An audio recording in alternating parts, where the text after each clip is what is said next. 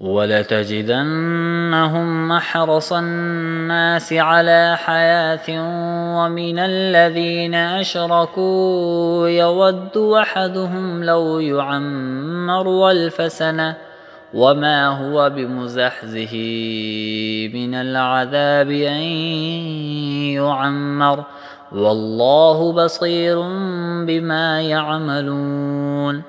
بلکہ یقیناً تم ان لوگوں کو پاؤ گے کہ انہیں زندہ رہنے کی حرص دوسرے تمام انسانوں سے زیادہ ہے، یہاں تک کہ مشرکین سے بھی زیادہ۔ ان میں سے ایک ایک شخص یہ چاہتا ہے کہ 1000 سال عمر پائیں، حالانکہ کسی کا بڑی عمر پا لینا اسے عذاب سے دور نہیں کر سکتا، اور یہ جو عمل بھی کرتے ہیں اللہ اسے اچھی طرح دیکھ رہا ہے۔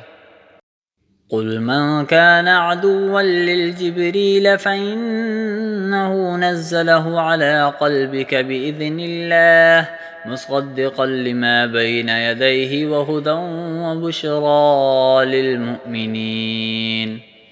اے پیغمبر کہہ دو کہ اگر کوئی شخص جبرائیل کا دشمن ہے تو انہوں نے یہ کلام اللہ کی اجازت سے تمہارے دل پر اتارا ہے، جو اپنے سے پہلے کی کتابوں کی تصدیق کر رہا ہے، اور ایمان والوں کے لیے مجسم ہدایت اور خوشخبری ہے۔